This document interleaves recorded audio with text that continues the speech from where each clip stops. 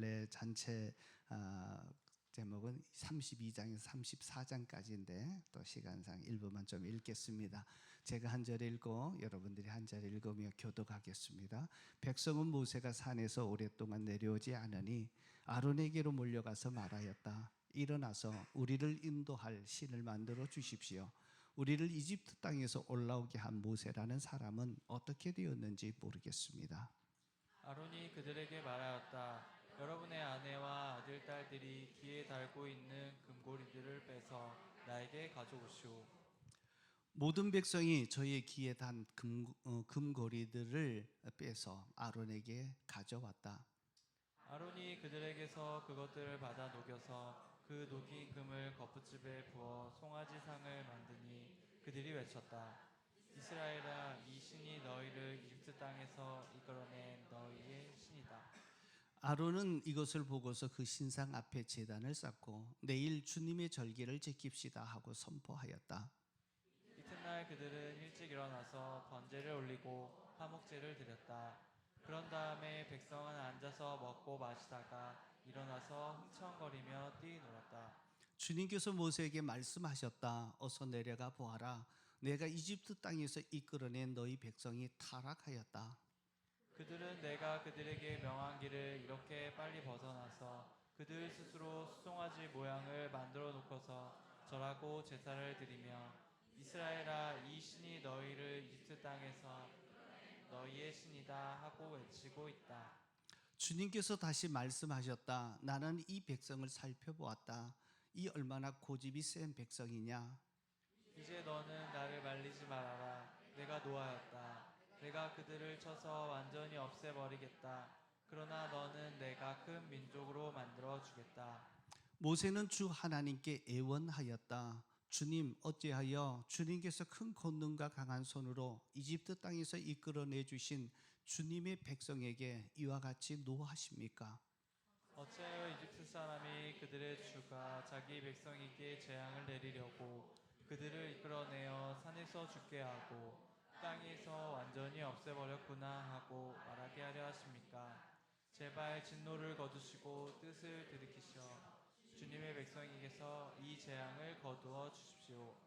주님의 종 아브라함과 이삭과 이스라엘을 기억하여 주십시오. 주님께서 그들에게 맹세하여 이르시기를 내가 너희 자손을 하늘의 별처럼 많게 하고 내가 약속한 이 모든 땅을 너희 자손에게 주어서 영원한 유산으로 삼게 하겠다고 하셨습니다.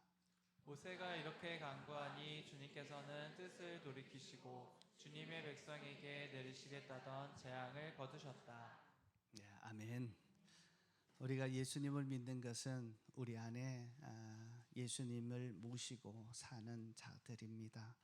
그래서 예수님을 믿고 살면 내 안에 계신 성령님이 나와 나를 이끌어 주시고 인도해 주셔서 함께 하신다는, 하나님이 함께 하신다는 그 임재를 경험합니다. 임재는 하나님이 지금 이 자리에 우리와 함께 하신다라고 하는 그런 뜻입니다.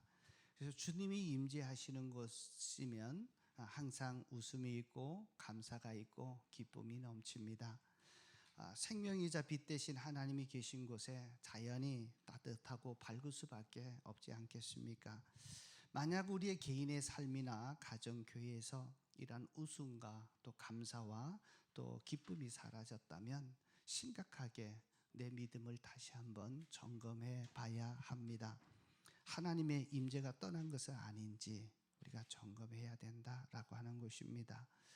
자, 오늘 본문에 보면 모세가 십계명을 받기 위해서 시내산에 올라갑니다.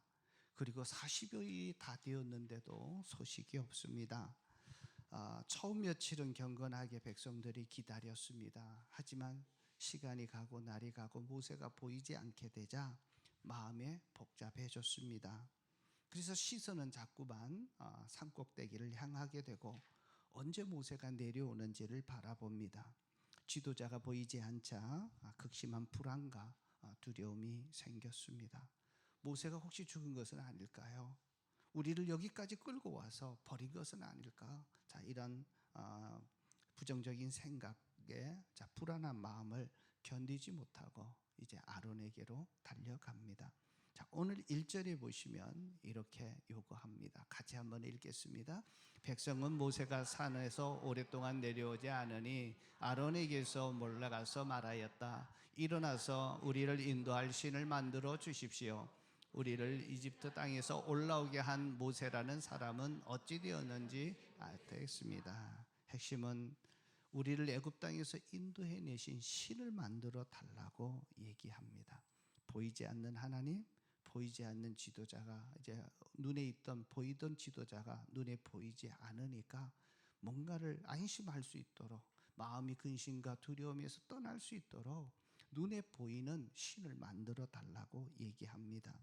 거세게 이렇게 압박을 거해오자 결국 아론이 이렇게 얘기합니다. 집에 돌아가서 아내와 당신들의 자녀들의 귀에서 금고리를 다 빼가지고 오십시오.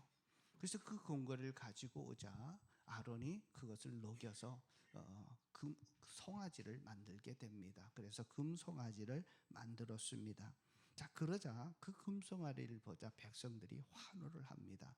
그리고 4절에 이렇게 얘기합니다. 후반절에 보면 이스라엘아, 이 신이 너희를 이집트 땅에서 이끌어낸 너희 신이다 라고 말합니다. 자, 그들은 그들이 섬겼던 여호와를 완전히 버린 것은 아니었습니다. 다만 눈에 보이지 않는 것 대신에 자기들을 안심시킬 수 있고 뭔가 안위함을 줄 수 있는 눈에 보이는 우상 보이는 것을 원했는데 금송아지를 보자 그것이 자기를 인도해낸 애굽에서 인도해낸 여호와 신이라고 대치하게 되었습니다. 자, 그러자 아론은 한 수를 더 떠서 5절에 보면 이렇게 얘기합니다. 자, 그 앞에 신상 제단을 만들고 그리고 내일 주님의 절기를 지킵시다. 내일 같이 모여서 예배를 드리시다 하고 선포하게 된 것입니다. 자, 마른 예배를 드리자고 했지만 결국은 이것이 우상 숭배가 되고 말았습니다. 자, 6절에 보면 그들이 이렇게 합니다. 6절 다 같이 읽겠습니다. 이튿날 그들은 일찍 일어나서 번제를 올리고 화목제를 드렸다. 그런 다음에 백성은 앉아서 먹고 마시다가 일어나서 흥청거리며 뛰놀았다. 자, 여기 보면 일어나서 흥청거리며 뛰놀았다라고 되어 있고 앞에면 주님이라고 번역된 단어가 납니다. 주의 백성이라고 하는데요. 여기서 주님은 바로 여호와 하나님을 얘기합니다. 자, 그런데 이름으로는 말로는 주님이라고 부르는데 그것이 여호와 하나님이 아니라 자기들이 원하는 보여지는 것에 하나님이라고 이렇게 덧붙이게 되는 장면이 나옵니다. 자, 그리고 여기서 일어나서 흥청거리며 뛰놀았다라고 번역이 되어 있습니다. 우리 한국 새번역에도 이렇게 표현이 되어 있는데 이것을 보면 기쁨이 넘쳤구나, 즐거움이 막 넘쳤구나 이렇게 생각할 수도 있습니다. 그런데 이런 정도가 아닙니다. 자, 성경 히브리 원어의 뜻을 보면 이 의미가 분명하게 더 드러나는데요. 자, 일어나서라고 하는 일어나다라고 하는 와야쿠무라고 하는 단어를 썼는데 이것은 어떤 행동을 계시하기 전에 일어나겠다고 하는 강력한 의지적인 행동을 표현하는 단어입니다. 그러니까 그냥 일어난 것이 아니라 어떤 행동을 하기 위해서 강한 의지를 발동했다는 것입니다. 그리고 흥청거리며 뛰놀았다. 레차하크라고 하는 말인데요. 이것은 단순히 즐거워하고 기뻐하고 춤추며 기뻐했다라고 하는 것을 넘어서 이 말에는 성적인 어떤 유희들을 방탕의 의미들을 담고 있습니다. 그래서 창세기 26장에 보면 같은 단어가 쓰이고 있는데요. 아비멜렉이 그 이삭의 아내를 잘 이쁜 것을 보고 참 이렇게 음모하면서 데려오려다가 그가 껴안고 있는 모습을 봅니다. 그래서 껴안았다라고 하는 것이 여기서 보면 바로 이 단어를 그대로 사용하고 있습니다. 그래서 차하크라고 하는 말을 씁니다. 자, 이렇게 보면 금송아지 앞에서 뛰논다는 것은 단순한 춤이 아니라 자, 이방 제사의 풍습을 섞였던 성적인 타락과 음란한 행위들을 행했다라고 하는 것을 우리는 알게 됩니다. 애굽의 당시 제사, 그리고 가나안에 살고 있던 이방 사람들의 종교 속에서 제사를 드리게 되면 동일하게 행해졌던 것이 있었는데요. 제사를 지내고 난 다음에는 술에 취합니다. 그리고 집단적인 음행으로 이어지면서 광란의 축제로 이어지는 것이 이방 제사의 특징이었습니다. 일어나서 흥청거리며 뛰놀았다. 의지를 가지고 술을 마시고 그리고 음란한 방탕한 행위들을 하게 된 것입니다. 결국 우상 숭배의 마지막은 광란의 축제로 즐기게 되는 것으로 끝나는 것을 보게 됩니다. 자, 여기서 백성들은 여호와 하나님을 완전히 버린 것이 아니었습니다. 그것을 하나님이라고 대체해버리고 만 것입니다. 눈에 보이는 하나님 대신에 눈에 보이는 금송아지를 만들고, 그것이 우리를 이집트 땅에서 인도해낸 여호와의 신이고, 이 금송아지가 우리에게 기쁨을 주고 우리의 두려움을 해결한다고 생각했던 것입니다. 하나님께 예배드린다고 했지만 사실은 인간의 본능에 이끌려서 우상숭배 축제 가운데 치러지는 술 취함과 성적인 타락과 음행한 행위로 광란의 축제 시간을 보내게 된 것입니다. 이것을 성경은 우상숭배라고 말하고 있습니다. 결국 우상숭배는 영적인 부패와 도덕적인 파멸로 이어지고 있다는 것을 보게 됩니다. 이 모습에 대해서 하나님이 어떻게 반응했는지 보면 하나님이 이 부분에 대해서 얼마나 심각하게 정말 분노하셨는지를 보게 됩니다. 9절 10절입니다. 같이 한번 읽겠습니다. 주님께서 다시 말씀하셨다. 나는 이 백성을 살펴보았다. 이 얼마나 고집이 센 백성이냐. 10절입니다. 이제 너는 나를 말하라. 내가 노하였다. 님 없애버리겠다. 그러나 너는 내가 큰 민족을. 그 우상을 섬기면서 정말 성적으로 타락하고 음행의 관란의 어떤 축제를 벌이고 있는 그들을 향해서 내가 이제는 완전히 없애버리겠다, 진멸하겠다고 크게 진노하시는 장면을 우리는 여기서 바라보게 됩니다. 하나님은 하나님 외에 다른 것을 섬기는 것에 대해서 정말 싫어하시고 분노하십니다. 십계명에 보면 나 외에 다른 신을 섬기지 말라. 그래서 나 외에 다른 어떤 우상이나 모양을 만들어서 거기에 절하는 것에 대해서 하나님께서 분명히 싫다고 하지 말라고 분명하게 말씀해 두었습니다. 우리가 하나님을 섬긴다고 하면서도 교묘하게 우상을 섬길 수 있다고 하는 사실을 알아야 합니다. 팀 켈러 목사님이 현대인의 우상을 이렇게 정의를 했습니다. 오늘날의 우상이란 하나님이 아닌 돈이나 성공, 평안 같은 좋은 것을 내 삶의 궁극적인 목표로 삼는 것이다 라고 그렇게 정의했습니다.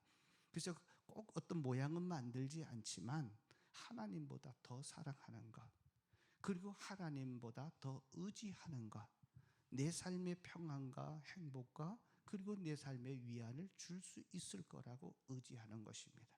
그게 돈이 되든 그것이 사람이 되든 그것이 어떤 것이 되든 그 일이 되든 그것이 우상이 될 수 있다라고 하는 말입니다.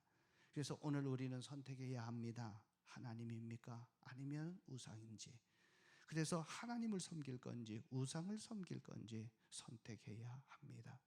지금 하나님께서 이스라엘 백성들을 이끌어낸 이후에 그들이 우상을 섬김으로 하나님이 진노하셔서 그들을 완전히 진멸해 버리겠다고 대노하시는 이러한 장면 속에서도 우리는 우상 숭배가 얼마나 끔찍하고 더 무서운 것인지 알아야 합니다.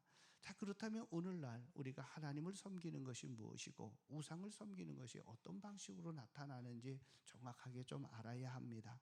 하나님을 섬기는 것은 이런 것입니다. 하나님을 나의 주인으로 삼는 것입니다. 신앙생활은 내가 죽었고 이제는 하나님이 내 인생의 주인이고 그분이 내 삶을 향한 계획과 그리고 약속대로 이끌어갈 것을 믿고 그분의 말씀과 성령의 어떤 감동과 인도하심에 순종하며 살아가는 일들입니다. 그리고 주님을 그렇게 사랑하게 되면 우리의 삶의 자세가 달라집니다. 하나님은 우리의 신앙생활에서 가장 중요한 관계를 중요시 여깁니다. 하나님과의 관계가 바로 이어지게 되면 반드시 다른 이웃과의 관계도 좋은 관계로 맺어집니다. 지금까지는 나를 위해서 살았고 나만을 위해서 살았다면 이제 예수님을 믿게 되면 이제는 나로 인해서 다른 사람을 사랑하고 그 사람을 섬기면서 그 사람을 성공시켜 주기 위해서 희생과 섬김의 삶을 살게 되는 것을 얘기합니다. 자, 그리고 이제는 그 단계에서 마치는 것이 아니라 계속 나아가게 되면 하나님이 나를 향한 계획을 믿고 그리고 하나님의 꿈이 내 삶을 통해서 성취되도록 하나님의 꿈을 성취하는 일에 내 삶을 드리게 되는 것이 우리가 믿는 사람, 하나님을 섬기는 삶의 모습이다, 이렇게 보시면 됩니다. 하나님이 주인이 되고 하나님의 말씀과 성령님께 순종을 하고 다른 사람들을 더 위해주고 성공시켜주고 사랑해주고 행복하게 해주고 이제 하나님의 꿈이 모든 영혼들이 구원받고 그리고 하나님의 꿈이 이 땅에 실현되도록 사는 일에 나를 드리는 것을 의미합니다. 자, 반대로 우상 숭배가 무엇이냐라고 하면 내가 주인 되는 것입니다. 내 계획, 내 힘, 내 열심으로 사는 것입니다. 아니면 세상이 추구하고 요구하는 삶의 방식을 따라 사는 것을 얘기합니다. 그래서 늘 자기 성공이라고 하는 삶의 목표를 가집니다. 그리고 많은 사람들에게 인정받기를 원합니다. 세상 사람들보다 다른 사람보다 더 많은 것을 누리고 즐기는 삶, 평안한 노후의 평안한 삶들을 추구합니다. 하지만 이런 추구를 했어도 내가 감당할 수 없는 문제 앞에 노출되거나 내 한계를 뛰어나는 참 어려운 상황을 만나게 되면 한없이 추락하게 됩니다. 불안, 근심, 우울함, 상처, 두려움 이런 것에부터 계속 시달리게 되는 겁니다. 하나님의 임재가 멀어진다는 것은 하나님의 것이 아니라 내게 있습니다. 한번 보세요. 이번 한 주간 살면서 내게 염려와 근심이 있습니까? 불안과 두려움이 있습니까? 내 삶의 희망이 보이지 않고 완전히 깜깜해서 더 이상 소망을 찾을 수 없는 그러한 단계에 있다면 우리가 하나님이 아닌 우상을 섬기고 있는 삶이라는 것을 보셔야 합니다. 자, 결국 하나님을 섬기지 않고 우상을 섬기게 되면 이것입니다. 자, 물고기가 물에서 튀어나옵니다. 펄떡펄떡 하면서 살아있는 것 같지만 다시 물속으로 들어가지 않으면 얼마 되지 않아서 그 물고기는 죽고 맙니다. 그리고는 썩어서 고약한 냄새를 풍깁니다. 하나님 없이 사는 인생은 결국 이 물 위에서 뛰쳐나온 물고기처럼 그렇게 되어버립니다. 죽음 앞에 두려움을 떨게 되고 그의 삶을 보면 썩어서 고약한 냄새를 풍기는 삶의 모습으로 전락한다는 것을 알게 될 것입니다. 자, 그래서 우리가 하나님의 뜻대로 사는 것은 영원한 천국의 소망을 가지고 사는 것입니다. 보여지는 이 세상이 아닙니다. 그리고 이 세상에서 사는 것은 세상 가치를 반영하고 하나님의 약속과 그분의 꿈을 위해서 우리의 인생을 바칠 때 천국에서 하나님이 칭찬해 주시고 하나님이 예비하신 그 상급으로 하나님과 영원한 정을 누리게 되는 천국의 소망으로 가득 차게 되는 것입니다. 이 세상과는 비교할 수 없는 그 일을 위해서 현실의 아픔과 고통을 참아가는 것, 이것이 우리의 믿음의 삶의 모습입니다. 현대인들 중에 여러 가지 부분들이 있지만 가장 우상에 빠지기 좋은 것이 금송아지, 돈의 문제가 아닌가 싶습니다. 하나님보다 돈을 더 의지하고 사랑하면 우리가 겉으로는 예배를 드리고는 있지만 금송아지 앞에서 제사를 드렸던 이스라엘 백성들과 다르지 않다라고 하는 것입니다. 사람들은 돈을 제일로 생각합니다. 그래서 돈을 사랑합니다. 이런 사람을 돈의 노예다라고 얘기합니다. 돈의 노예가 된 사람은 돈을 벌기 위해 정직도 버리고 수단 방법을 가리지 않습니다. 사람을 돈보다 못한 물건으로 취급해 버립니다. 돈의 노예가 되면 돈 걱정이 끊임없이 납니다. 날마다 돈 하는데 돈으로 인해서 고통을 당합니다. 사람들을 평가할 때도 돈으로 평가합니다. 사는 목적들이 돈을 모으는 것이 목적이 되어집니다. 그래서 정직한 방법이라기보다는 일확천금을 누리고 정말 정상적으로 하려고 하지 않는 이러한 모습입니다. 결국 돈의 노예가 되면 이런 인생으로 마무리합니다. 자, 먹다 살다 죽는 인생이 됩니다. 한번 따라하겠습니다. 먹다 살다 죽는 인생. 다 한번 보십시오. 열심히 일합니다. 모으기 위해서 애씁니다. 자, 살기 위해서 몸부림칩니다. 자, 그러다가 죽고 마는 인생. 우상을 섬기는 것은 바로 이러한 삶입니다. 믿는 사람도 이 세상을 살아갈 때 돈이 필요합니다. 하지만 돈의 노예가 되어서는 안 됩니다. 자, 돈의 노예가 되면 좋았던 관계가 다 깨집니다. 부모 자식 간의 관계도 깨지고 부부 관계도 깨지고 그리고 형제 관계도 원수의 관계로 변합니다. 하나님은 우리가 먹고 살 수 없는 상황에서 우리의 형편을 이해해 주십니다. 그럴 수 있지라고 얘기합니다. 그러나 돈의 노예가 되지 않으려면 한 가지 기준으로 보시면 됩니다. 그것이 주일 예배입니다. 주일 예배는 하나님께서 우리를 사랑해서 한번 만나기를 원하고 주님을 만나서 다시 한번 우리에게 생명을 주고 한 주간을 살아갈 수 있는 축복을 주기 위해서 우리를 초대하신 것이 예배입니다.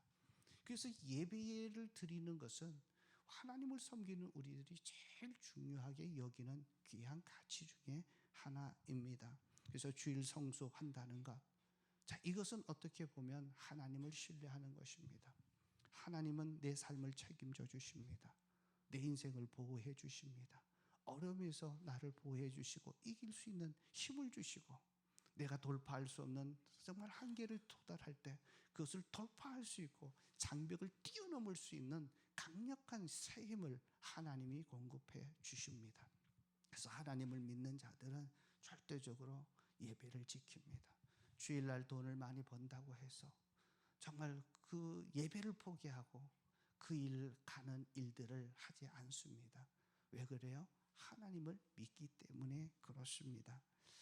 정말 자녀 양육도 마찬가지입니다. 자녀를 위해서는요, 정말 하나님이 우선이라는 것을 가르친다고 하지만 실제로 삶이 되면 중고등학교 딱 들어가게 되면 아이들에게 공부하는 것이 최우선이 됩니다.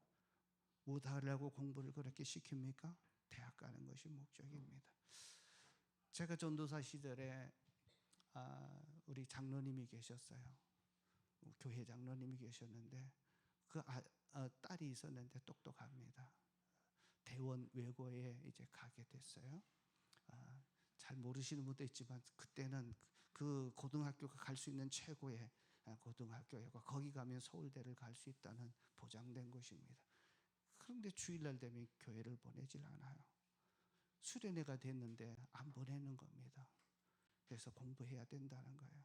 그래서 장로님을 만나서 제가 부탁을 했습니다. 이게 장로님의 따님이 정말 있지만 걔 문제로 끝나는 게 아닙니다. 수련회 가지 않으려면 쟤도 안 가는데 나도 안 간다, 공부해야 된다고 그렇게 빠질 애들이 많이 있습니다.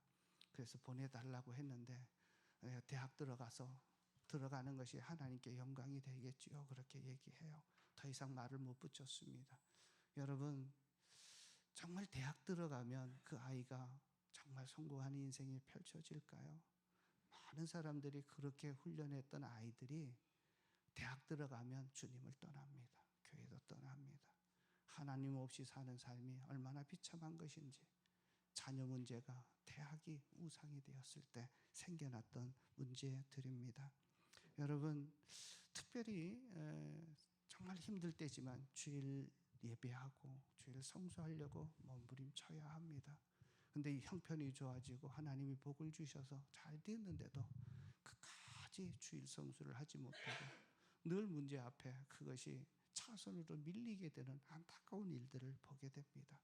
자, 그러면 똑같이 먹다 살다 죽는 인생으로 마무리해진다라고 하는 것을 아셔야 합니다. 겉보기에는 화려해 보이고 대단한 같이 보여지지만 영적으로 썩고 도덕적으로 타락하고 삶이 무너져서 결국 죽음 앞에 두렵게 떠는 인생으로 전락하는 것을 보게 됩니다. 그래서 이 부분에 대해서 우상을 섬기는 문제에 대해서 하나님을 우선하지 못한 것에 대해서는 우리가 철저하게 대처하고 그 부분을 다시 한번 점검해 봐야 합니다. 오늘 모세는 이 문제를 단호하게 해결합니다. 19절 20절을 한번 보십시다. 19절 20절입니다. 다 같이 읽겠습니다. 모세가 진에서 가까이 와서 보니 사람들이 숙성아지 주위를 돌면서 춤을 추고 있었다. 모세는 화가 나서 그의 손고 있는 돌판 2개를 산 아래로 내던져 깨뜨려 버렸다. 20절입니다. 자, 그는 그들이 만든 수성아를 가져다가 불에 태우고 가루까지 빻아서 그것을 물에 타서 자, 금송아지를 다시 한번 녹여 가지고 가루를 만들어서 자, 그것을 누구한테 먹였어요? 자, 왜요?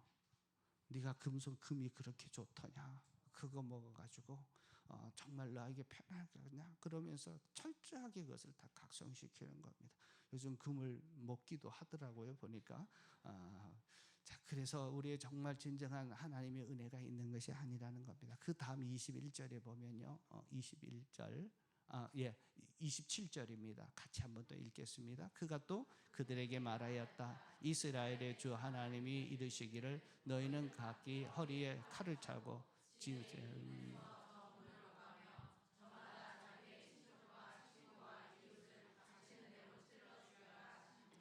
여러분 모세의 이 모습을 어떻게 생각하십니까? 칼을 차고 정청거리고 있는 사람들을 쳐 죽여라. 그래서 3,000명을 죽이게 됐습니다.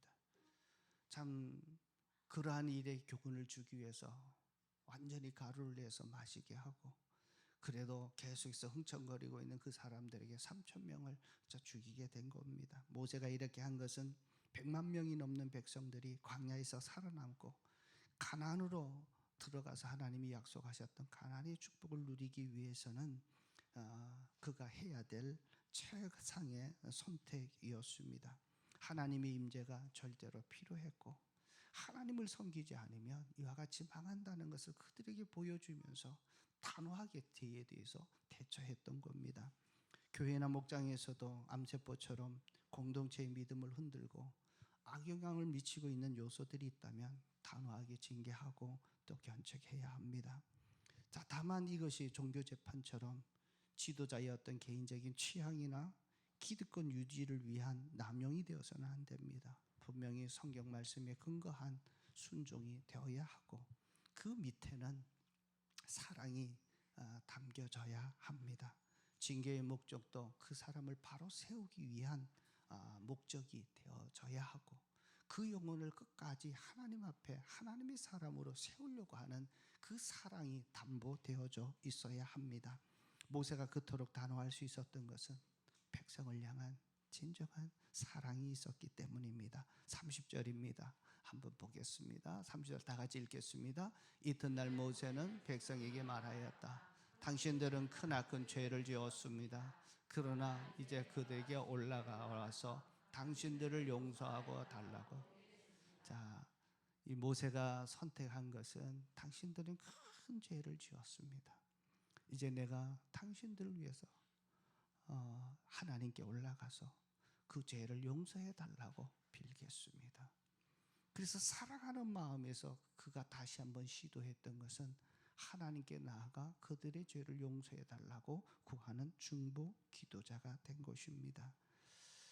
그래서 모세는 이렇게 기도합니다. 31절 32절입니다.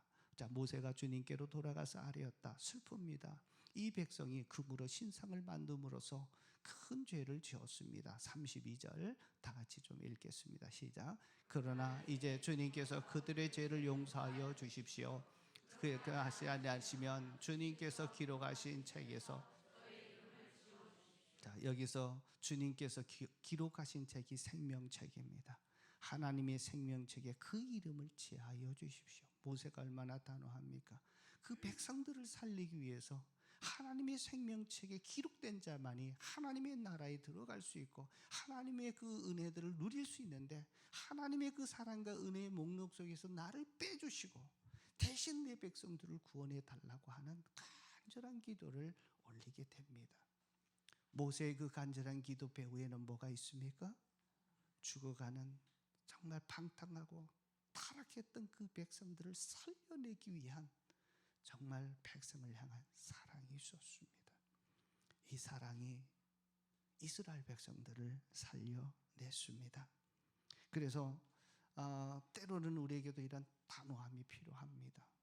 정말 하나님을 우선하지 않는 것, 작은 것 한 가지라도 우리는 단호하게 제거하고 철저하게 하나님 앞에 서서 하나님께서 내 인생을 책임져 주신다, 하나님께서 내 삶을 보호해 주실 뿐만 아니라 세상이 줄 수 없는 하나님의 계획과 하나님의 풍성한 축복들을 누리게 해주시고 정말 하나님이 우리에게 진정한 행복을 주시는 분이 하나님이라는 사실들을 분명히 제시해 줄 수 있어야 합니다. 여기에서 보면 모세가 이 사랑을 가지고 자기의 생명책에서, 하나님이 기록한 책에서 이름을 지어달라고 기도했던 이 기도의 모습을 보면서 저는 또 하나의 한 분을 생각합니다. 그것은 다름 아닌 모세와는 비교할 수 없는 예수 그리스도의 모습입니다. 바로 우리를 구원하기 위해 참된 중보자 되신 예수 그리스도입니다. 모세는 하나님의 백성의 책에서, 그 기록된 생명책에서 그 백성을 위해서 내 이름을 제거해달라고 기도했는데 이것과는 비교가 되지 않는 예수님의 모습은 하늘에 있는 모든 것을 포기하고 이 땅에 오셨고 십자가에서 자기의 몸을 내어주시고 내가 받아야 될 죄의 형벌을 다시리 받으시면서 피를 흘리고 생명을 주신 죽음을 담당하신 것입니다. 이것이 복음입니다. 이것이 십자가의 사랑입니다. 우리가 예수님을 믿고 이렇게 예배 드릴 수 있었던 것은 사람의 어떤 노력이 아니라, 의지가 아니라, 나의 결단이 아니라 나를 사랑해 주셨던 예수 그리스도의 그 사랑이 있었기에 우리가 오늘 이 하나님 앞에 서서 예배할 수 있는 영광을 받을 수 있다라고 하는 것입니다. 그래서 복음은 우리에게 이제는 우상을 끊고 똑바로 살아가십시다 라고 하는 율법적인 조언이 아닙니다. 복음은 우리 스스로 끊어낼 수 없는 죄와 우상의 숭배, 저주로부터 참 모세이신 그리고 예수 그리스도가 나를 위해서 십자가에서 죽어주심으로 이제 그 예수 그리스도 때문에 내 인생에 새로운 희망이 생기고 그것 때문에 살 길이 열려졌고 구원을 받는다 하는 사실입니다. 여러분, 하나님께서 모세에게 이렇게 얘기합니다. 내가 천사를 보내서 너만 구원해 주겠다 라고 얘기할 때 모세는 아닙니다, 포기했습니다. 그러나 예수님은 천사를 보내주는 것만 아니라 지가 직접 오셔서 자기의 생명을 주시고 나를 사랑해 주셨습니다. 이 십자가의 사랑이 느껴지십니까? 주님의 그 사랑 때문에 살 수 있습니다. 그래서 누구든지 예수님을 믿게 되면 지금까지의 삶이 아무리 힘들고 어렵다 해도 그 인생을 우리 주님께서 계획하셨던 천국의 삶으로 우리를 이끌고 가게 될 겁니다. 이 세상을 고통하며 정말 갈등과 고통 속에서 불행하게 살도록 하나님께서 그걸 보시고 우리를 살려내기 위해 오셨다면 이 세상을 살면서도 천국에서 누릴 그 하나님의 축복과 행복을 이 땅에서도 누리다가 주님 부르시는 그 죽음이 있을 때 우리는 완전한 천국으로 들어가게 되는 것을 소망하게 되는 것입니다. 믿습니까? 내 힘으로 하는 것 아닙니다. 하나님이 내 인생을 새롭게 만들 것입니다. 우상을 섬기는 것은 내가 중심이 되어서 내가 추구하는 행복이라면 우리가 예수님을 믿고 예수님께 전체를 맡긴다는 것은 이제는 내가 할 수 없는 그 모든 구원의 문제와 내 삶의 문제를 주님께 위탁한다는 의미가 있습니다. 이것을 우리는 믿음이라 부르고 계십니다. 이제 우리 십자가의 은혜로 하나님과 영원히 함께 할 수 있고 이 땅에 살면서도 천국을 누리며 행복하며 정말 하나님의 풍요를 누리다가 이곳에 완전한 천국에 들어가서 모든 것을 영원히 누릴 수 있는 우리 성도님들 되시기를 주의 이름으로 축복합니다. 오늘 말씀 속에서 제가 강조하고 싶은 마지막 한 가지가 있습니다. 백성을 살렸던 모세의 그 기도입니다. 예수님은 지금도 하나님의 우편에서 나를 위해서 중보 기도해 주고 계십니다. 우리를 예수 믿게 하시고 우리를 목자 목녀로 삼아주시고 목회자로 저를 삼아주신 것은 이 중보 기도의 사명을 감당하라고 하는 것입니다. 나의 능력과 나의 지혜로 나의 열심으로 사람을 변화시킬 수 없다는 것을 압니다. 그래서 하나님 앞에 기도로 부탁하는 것입니다. 목회자가 되었다는 것은 우리 성도들 한 분 한 분의 이름을 불러가면서 그들의 아픔을 놓고 하나님께 호소합니다. 나는 아무 능력도 없지만 하나님께서 내 기도를 들으시고 우리의 성도들을 그렇게 만들 것을 저는 믿습니다. 우리 목자 목녀님들, 목자 목녀의 그 사명을 우리가 받았다면 다른 사명이 아니라 최고의 사명, 기도의 사명입니다. 목원을 위해서 그들의 아픔을 향해서 정말 그들이 힘들어하는 삶의 환경을 놓고 내가 기도하기 시작할 때 하나님께서 그 삶을 변화시켜 주시고 사람도 바꾸어 주시고 그리고 내 환경도 돌파할 수 있는 능력을 주신다는 것은 바로 기도의 능력이기도 합니다. 많은 그리스도인들이 모든 것이 하나님이 정해놓으셨다, 마치 이슬람적인 운명론에 빠져서 기도를 소홀히 하는 자들이 있습니다. 이슬람은요, 하루에도 몇 번씩 5번인가 시간 되면 기도합니다. 오히려 잘못된 신을 섬기면서도 그렇게 기도하고 있는데 우리는 어떻게 기도하고 있는지 한번 봐야 합니다. 운명에 쫓겨가면서 수동적인 존재가 아니라 간절한 기도로 내 삶이 변화되어지고 내 인생이 바꾸어지는 전환점이 되어져야 합니다. 모세처럼 간절한 기도를 들으신 하나님은 이스라엘 백성들을 멸하기로 작정했다가 그 뜻을 돌이키십니다.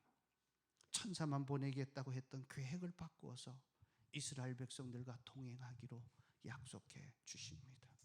뜻을 바꾸시는 하나님, 이것이 무엇일까요? 우리의 노력이 아니라 백성을 사랑하고 한 영혼을 구원하기 위한 모세 한 사람의 기도가 하나님의 마음을 바꾸시고 뜻을 바꾸신다는 사실을 아셔야 합니다. 그런 의미에서 기도한다는 것은 정말 보잘것없는 내가 하나님의 뜻을 바꾸고 하나님의 계획을 바꿔서 쏟아 부어져야 될 저주와 멸망에서부터 우리를 구원해내는 것입니다. 그래서 한 영혼을 구원하는 것은 내가 많이 섬긴다고 돌아오는 게 아닙니다. 그 영혼을 위한 간절한 기도가 먼저 우선되어져야 합니다. 이번 정교인 수련회에 목장마다 VIP 한 명씩 같이 동참하는 것 다 알고 계시죠? 열심히 노력하지만 무엇보다도 기도입니다. 기도할 때 그 마음이 움직여지는 것을 봅니다. 오늘 초임 목자가 얘기했지만 남편 절대로 안 변할 것 같았는데 은혜의 자리에 오니까 변하는 것처럼 하나님께서 그렇게 바꾸어 주실 것을 우리가 믿어야 합니다. 특별히 우리 목자 목녀님들은요, 우리 목원들 바꾸는 거 내 섬김으로 되지 않습니다. 내 정성으로 되지 않는다는 것 아셔야 합니다. 자, 그들의 문제를 해결해 줄 수 있는 문제가 뭐가 있습니까? 사실 목회가 되면서 가장 정말 안타까울 때가 뭐냐면 누가 재정적으로 파탄이 났는데 내가 도울 힘이 없습니다. 누군가 한절에 아파가지고 죽어가면서 막 고통당합니다. 그럴 때 내가 치료해 줄 수 있는 능력이 없습니다. 부부간에 문제가 생기고 관계에 문제가 생겼는데 상담한다고 해결되지 않습니다. 자, 그러고 보면 목자로서의 그 사역을 감당할 때, 목양하는 사역을 할 때 내가 할 수 있는 것이 아무것도 없기에 좌절하거나 그것 때문에 침체에 빠지는 것이 아니라 살아계신 하나님을 의지하고 하나님께 의지하는 겁니다. 하나님이 함께 하시고 내 기도를 들어주시면 내 삶의 문제가 해결되어지고 변화되지 않을 것 같던 그 사람들이 변화되고 정말 지금까지 참 경험하지 못했던 하늘의 그 기쁨과 평안과 행복을 이 땅에서도 누릴 수 있다는 이 사실을 믿으시기를 축복합니다. 그래서 목자 목녀님은 기도에 무릎으로 사셔야 합니다. 기도할 때 하나님이 목원의 문제도 해결해 주시고 인도해 주실 것입니다. VIP 한 명 인도하는 것도 기도로서 먼저 성공해야 합니다.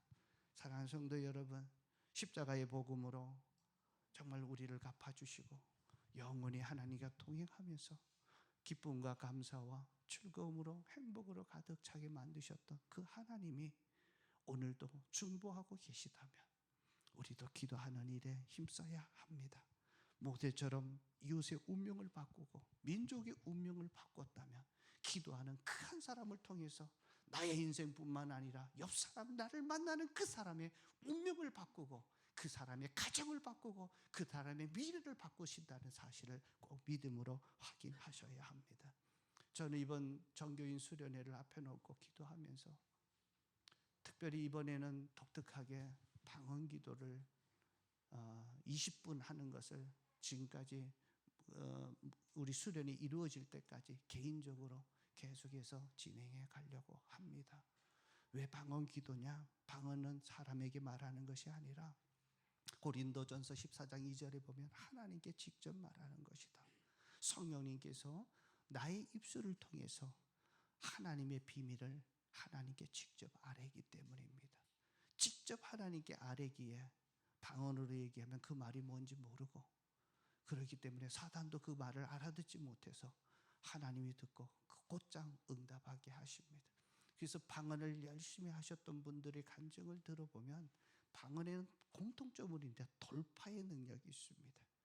저는 우리 성도들의 가정을 보고 성도들의 아픔을 보고 정말 이번 기회가 돌파되었으면 좋겠다. 정말 하나님을 최우선하고 하나님을 신뢰하고 하나님이 내 인생을 책임지셨다라고 하는 이 고백과 간증이 나타나기를 기도합니다. 그래서 방언 기도를 하자라고 얘기합니다. 자, 20분 기도인데요. 시간과 장소를 정하십시오. 그래서 매일이면 우리가 월요일부터 금요일까지 5일을 하는 것을 기준으로 하시고, 그리고 꼭 하루는 교회 나오십시오. 조금 더 할 수 있다면 2, 3일 하시고, 제가 바라는 것은 5일 동안 계속 나오면 제일 좋습니다. 한번 집중해 보자고요. 방언으로 기도하시면 방언으로 기도하면서 내 삶의 문제가 돌파되어야 되지 않겠습니까? 이 문제 때문에 내가 정말 시달리고 고통하고 아파하고 이제는 더 이상 희망이 보이지 않아서 좌절하는 그 상태에 있다면 이 문제를 정말 하나님께 놓고 부르짖어 한번 기도해 보십시다. 그래서 이번 정교인 수련회 여러분이 함께 참여하면서 기도로 준비하면서 내 삶의 문제, 아픔의 문제, 재정의 문제들, 그리고 내 삶의 모든 갈등의 관계의 문제가 해결되어지고 도저히 올 것 같지 않았던 영혼들이 구원받게 되는 이 위대한 역사들을 우리가 한번 기도하면서 보자는 것입니다. 만약에 방언을 받지 못하셨던 분들은 내 말로 기도하시면 됩니다. 방언을 사모하십시오. 그래서 제가 아침 말씀 묵상에 주일 말씀 빼고는요, 방언의 위익이 뭔지, 어떻게 방언을 받아야 되는지, 방언 기도했을 때 어떤 일들이 일어나는지 계속 아침마다 이번 한 달 동안 계속해서 연재로 드리려고 합니다. 그래서 우리가 수련회에 참석하기 이전에 기도로서 승리하고, 그리고 그 수련회에 참여했을 때 부어주실 하나님의 은혜들, 성령의 능력들, 이후에 펼쳐질 내 삶의 변화들, 주변에 변화되는 운명을 바꿔주는 이 위대한 역사들 우리가 함께 경험했으면 참 좋겠습니다. 그래서 이번 꼭 한번 명심하시고, 이번 주부터 우리 기도 들어가는데 20분입니다. 멀리 계시면 집에서 하셔도 됩니다. 그래서 기도하시고 시간 되시면 그래도 교회 한번 오셔서, 멀리 계시다면 한번 정말 믿음의 열정을 가지셨던 분들, 우리 목자님들은 한 5번씩 계속 하셔도 되는데 못 오셔도 괜찮습니다. 그러나 내가 할 수 있는 만큼 최선을 다하면서 한번 기도하면 좋지 않을까 싶습니다. 중요한 것은요, 하나님이 나와 내 목장 식구들의 문제와 어려움들을 돌파시켜 줄 것이다. 변하지 않을 것 같았던 그 사람을 사랑하게 될 거다. 모세처럼 사랑하는 마음으로 정말 내 생명책에서 나를 제거해달라고 예수님처럼 나를 희생하면서 주님 앞에 드리게 될 때 반드시 응답되어지고 돌파되는 은혜가 있게 될 겁니다. 다 같이 한번 우리의 가슴에 손을 얹고 눈을 한번 감아 보십시오. 오늘 말씀을 통해서 우리는 우상 숭배가 얼마나 무서운지, 겉으로는 예수님을 섬기고 예배도 하고 믿는 것 같지만 예수님을 나의 주인으로 모시지 않는 것이, 그리고 그리고 예수님보다 하나님보다 더 귀하게 여기고 더 의지하고 있는 나의 중심의 모습, 다른 것을 또 소중하게 여기는 게 우상숭배입니다. 오늘 이 시간에 하나님, 내 우상숭배하는 거 끊어버리고 오직 하나님을 신뢰하고 모든 것을 주님께 맡기겠습니다. 모세처럼 백성의 운명을 바꾸는 사람 되기 위해서 중보 기도자가 되겠습니다. 이번 정교인 수련회에 내가 꼭 참석할 뿐만 아니라 이번 주부터 20분 강헌 기도에 내가 동참하겠습니다. 기도로 승리하며 하나님께서 내 인생을, 내 가정을, 또 내가 기도하는 사람을 어떻게 변화시키시는지 보기 원합니다. 우리 다 같이 한 목소리로 기도하겠습니다.